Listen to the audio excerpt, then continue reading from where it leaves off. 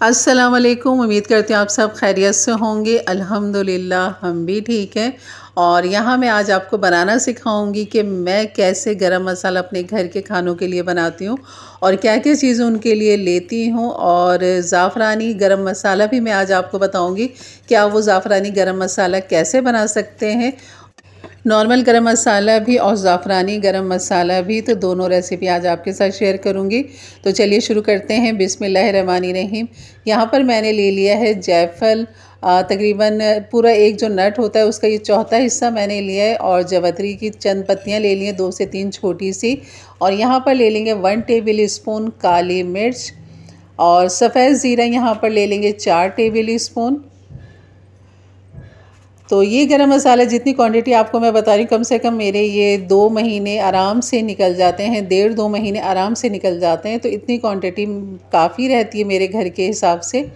तो आप अपने घर के हिसाब से इसको डबल या कम भी कर सकते हैं कि आपका महीने में कितना चलता है।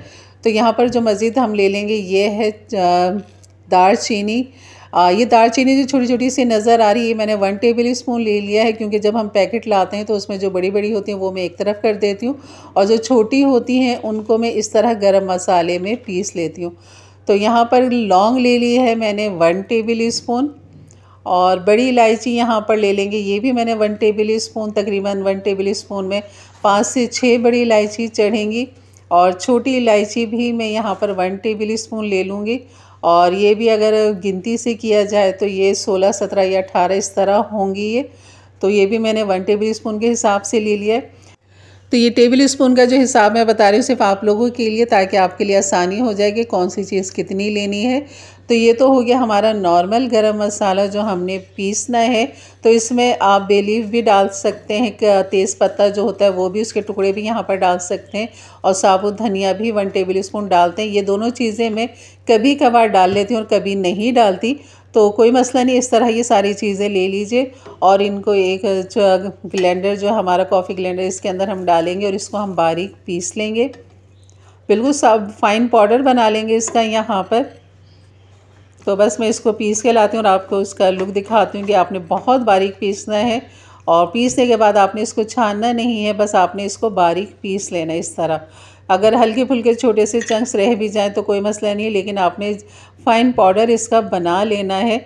अब आपने इसको ज़ाफ़रानी कैसे बनाना है ये तो आपने पीस लिया। अब इसको ज़ाफ़रानी बनाने के लिए आपको इसमें चंद कतरे ज़ाफ़रानी एसेंस जो आता है वो आपने इसमें डालेंगे और हाथ से इसको रब करेंगे, रगड़ेंगे।